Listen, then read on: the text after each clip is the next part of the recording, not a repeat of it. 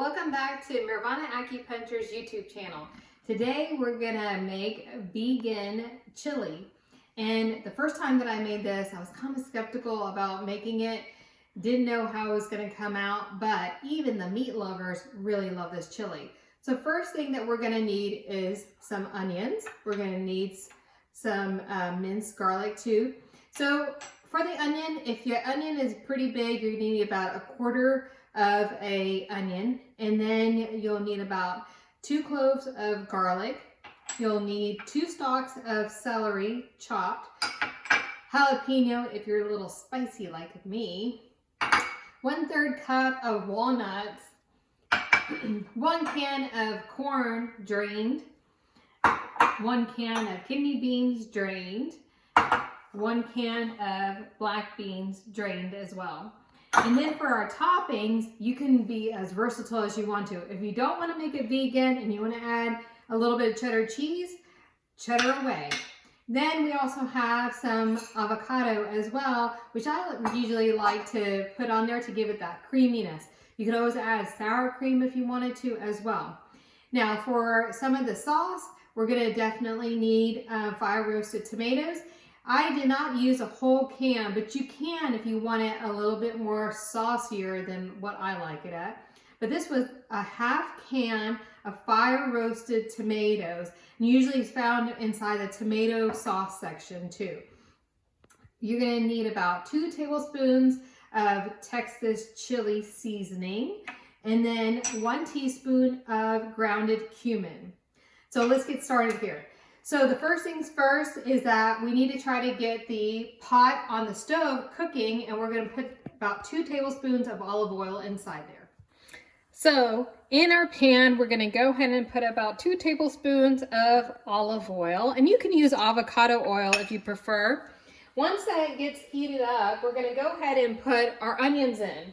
We won't put all of our onions in because we want to make sure that we have some left over for the topping as well.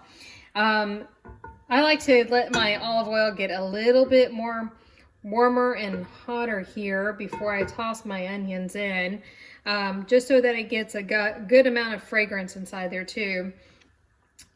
I'm going to go ahead and put the onions in, and we're just going to cook the onions until they're transparent, but you can also top the chopped garlic in there too. So while the onions are sauteing back there and you can hear them kind of sizzling, we're going to go ahead and do the walnuts. First time I heard about this recipe, I was a little skeptical. Walnuts in my chili, what? I'm a Texas girl, had no idea that this would actually give it that meatiness. I used to use soy grounds, but the soy grounds actually had a certain texture and flavor to it that I did not really like very much. So I started using walnuts, and it's made a world of a difference. Plus we get some good omegas inside there too. So to our 1/3 cup of walnuts, I'm going to add 1/3 cup of water and about a spoon to 2 tablespoons of black beans, just to kind of give it a little bit of a fillingness. So when I blend this, it's not just walnuts, there's kind of getting pureed here. I'll just do 2 swigs of that and kind of give it a little bit of a quick blend. Not till it's completely pureed. We still want the chunks inside there too. I know, you're thinking, what is she doing? This does not look good. I agree, this does not look good. It's gonna look good though. Trust me, towards the end, it's going to look great, and it's going to smell great, and it's going to taste great too. So we're going to go back over to the stove. We're going to add this and add some of our chili seasoning as well. So come on over. It's sizzling, looking good, smelling good as well. We're going to add that mixture that we just created with the walnuts and with the black beans there. We're going to go ahead and add the chili seasoning. And while we're at it, why not go ahead and add our cumin too. So that way flavors start happening in here too. The smell is awesome though. So we're gonna let that cook just for about a minute. This is a really good recipe when it comes time for helping out with the kids and their homework, and it's a really cold day outside, such as today. You can actually leave this on the stove, let it simmer while the kids are actually doing their homework and we're helping out. And dinner is literally ready with under 30 minutes. So to this mixture here now, see all those bubbles that are happening there? That means, hey, I'm ready for the beans and the corn. So let's go ahead and add everything there. You just literally dump everything inside there. So we got the corn, got the kidney beans. I used to go all out and actually soak my kidney beans and pressure cook them and everything like that. Then I had an epiphany. Why do that? There's a can for it. So now I'm going to add the 2 stalks of cut up celery as well, just to give it a little bit of crunch. Plus, I had some extra celery inside the fridge, so I'm just going to use it up in here and kind of hide it for my kid. So maybe she won't find out that she actually is eating some celery as well inside of here. I'm going to go ahead and toss some jalapenos as well. I like mine to be a little spicy. And just give that a little whirl there. So it looks like the water has reduced down a little bit. So that's no big deal. Let's just add a little bit more extra water inside there and let that cook.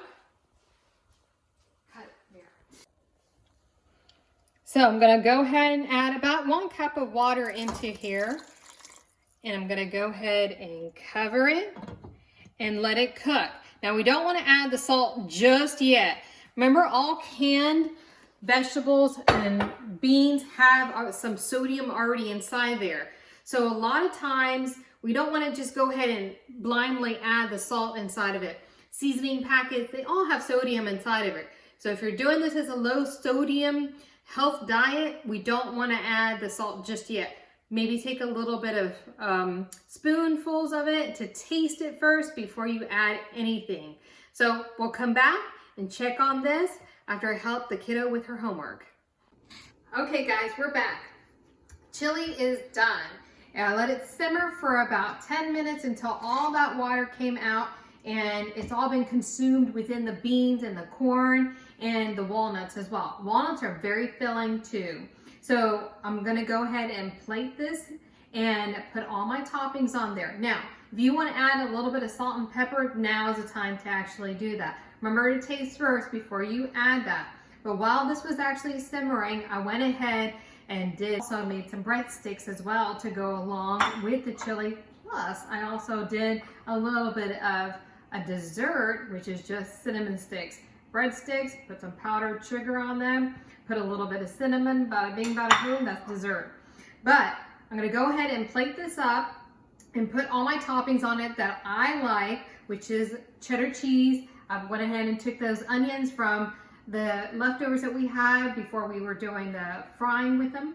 And then I went ahead and added some avocados there. You can add a dollop of sour cream if you like. I personally don't like the sour cream on mine, but you can put Fritos around there. You can make it fun and make it chili dogs for the evening as well. But this is how I make my vegetarian or vegan chili.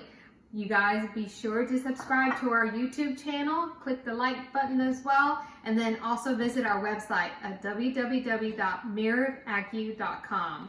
This is Dr. Patel, so I'm just checking out and hope to see you guys with our next video.